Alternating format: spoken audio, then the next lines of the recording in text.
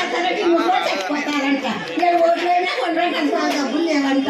ఎంత రాయకుండా చూడు బాబు, 50 సంవత్సరాలు ముప్పై ఉన్నాడు, 70 ఏళ్ళు వచ్చింది నేను పక్కనకి ఏమి చేరుకోవాలో దాన్ని అంతేమో చేకో చేకో చేకో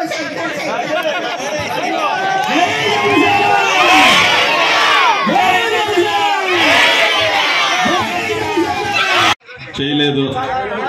మద్యపాన నిషేధం అన్నారు, చేయలేదు. ఈయన తాగేది ఇంతకు ముందు 60 రూపాయలు ఉండేది, ఇప్పుడు 180 రూపాయలు చేశారు. అది కూడా ఆ పనికిమాల చెత్త మంది ఇవ్వడం వల్ల ఆయనకి ఏం చేస్తున్నారో తెలియట్లేదు. సో నిజంగా ఏంటి పిచ్చి మంది అది.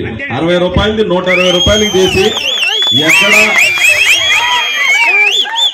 ఏ బ్రాండ్ లో ఆ ముఖ్యమంత్రికి తప్ప ఇంకెవరికి తెలియదు. గూగుల్లో ఎదిగినా కూడా దొరకవు. అలాంటి పనికిమాల మంది ఇచ్చి మీ ఆరోగ్యాన్ని చెడగొడతాం.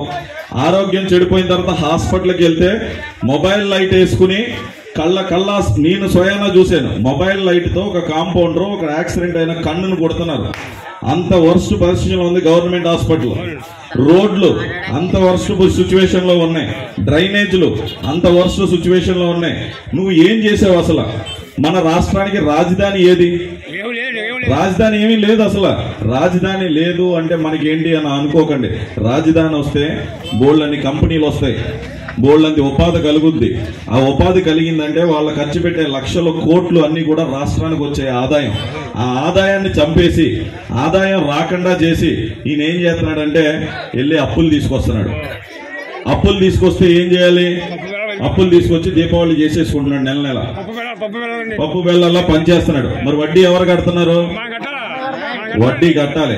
ఆ వడ్డీ కడటం వల్లే మీకు డ్రైనేజీలు లేవు. ఆ వడ్డీ కడటం వల్లే మీ ఎలక్ట్రిసిటీ పెరుగుతుంది. ఆ వడ్డీ కడటం వల్లే రోడ్లు లేవు. ఆ వడ్డీ కడటం వల్లే అభివృద్ధి లేదు. అభివృద్ధి లేకుండా ఉంటే ఇంకా ఆదాయం తగ్గిపోతా ఉంటది. వడ్డీలు మళ్ళీ అప్పు చేయాలి, వడ్డీలు పెరిగిపోతా ఉంటది. అంటే మనం అనారోగ్యంగా ఉన్నప్పుడు తినటం కష్టం, తినబుద్ధి కాదు. తినటం మానేస్తే ఇంకా ఏం చేస్తాం? ఇంకా హెల్త్ ఇంకా అనారోగ్యంగా అయిపోద్ది. అలా తయారైంది ఈ పరిస్థితి. అభివృద్ధి లేకుండా అప్పులు చేసేసి దానికి వడ్డీలు కడతానికి, ఆ వడ్డీ ఎక్కువ అయిపోతే వడ్డీ కడతానికి మళ్ళీ అప్పులు తెచ్చేస్తున్నాడు తప్ప ఒక కంపెనీ పెడదామని లేదు. వచ్చిన కంపెనీలన్నింటినీ తరివేస్తున్నారు. ఎలాగ మనం బాగుపడేది? మొత్తం అన్ని తరివేశాడు. వాలంటీర్లకు ఇచ్చి సాక్షియే కొనాలంట. ఇంకోటి మీ అందరికీ కూడా ఇక్కడ కొంతమందికి ఇల్లులు ఉన్నాయి, కొంతమంది ఇక్కడ రెంట్ కొంటున్నారు. సొంత ఇల్లు ఉన్న వాళ్ళందరూ కూడా గమనించుకోండి. సొంత ఇల్లు ఉన్న వాళ్ళందరినీ గమనించుకోండి. నెక్స్ట్ ప్రభుత్వం వచ్చిందంటే ల్యాండ్ టైటిల్ యాక్ట్ ప్రైమ్ 2.0 ఒకటి తీసుకొచ్చాడు. అది ఏంటి అంటే ఆల్రెడీ కాలేజీలు తాకట్టు పెట్టేశాడు. అప్పులకి ఏంటి పార్కులు తాకట్టు పెట్టేశాడు. గవర్నమెంట్ బిల్డింగ్లు తాకట్టు పెట్టేశాడు. ఆంధ్ర రాష్ట్రం ఆదాయాన్ని తాకట్టు పెట్టేశాడు.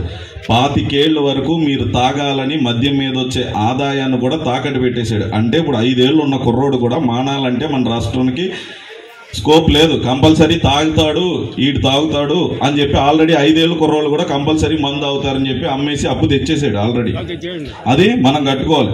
అందుకనే ఇవన్నీ జరుగుతున్నాయి. సో ఇప్పుడు మిగిలిందల్లా ఏంటి? ఆల్రెడీ పాస్బుక్లో అతను ఫోటో వేసేసుకున్నాడు, సరిహద్దుల్లో అతను ఫోటో వేసేసుకున్నాడు. మొన్నే పాలకోల్లో మీకు స్కీమ్ వచ్చింది, ఓటీపీ చెప్పండి అని చెప్పి 300 మంది ఇళ్ళని తాకట్టు పెట్టేశాడు. 300 మంది ఇళ్ళని తాకట్టు పెట్టేసి అప్పు తెచ్చేసుకున్నాడు. బ్యాంక్ వాళ్ళు వీళ్ళ దగ్గరికి వెళ్ళారు. ఈఎంఐ కట్టండి అని అడిగితే మాకేం సంబంధం అంటే మీ ఆల్రెడీ మొన్న ఓటీపీ వేసి తమ్ము చెప్పారు కదా, మీ తాకట్టు పెట్టేసామంటున్నాడు. ఇప్పుడు ప్రైమ్ 2.0లో కూడా ఏంటి అంటే మీరు ఎక్కడ ఉన్నా సరే మీరు ఒక ఓటీపీ చెప్పి తమ్ము వేసాడు అంటే మీ ల్యాండ్ రిజిస్ట్రేషన్ అయిపోయింది. మాది తాకట్టు. అభివృద్ధి లేకుండా అప్పులు ఇవ్వటం కేంద్రం ఆపేసింది. ఆల్రెడీ పాస్బుక్లో అతని ఫోటో, సరిహద్దుల్లో అతని ఫోటో. రేపు మీ ఇళ్లను కూడా అమ్మేస్తాడు, లేకపోతే తాకట్టు పెట్టేస్తాడు, లేకపోతే రాష్ట్రం నడిచే పరిస్థితి లేదు. సో మనం చేయవలసిందల్లా ఏంటి? నిజాయితీగా ఉండే పవన్ కళ్యాణ్ గారు, అభివృద్ధిని ఆల్రెడీ చేసి చూపించిన చంద్రబాబు నాయుడు గారు,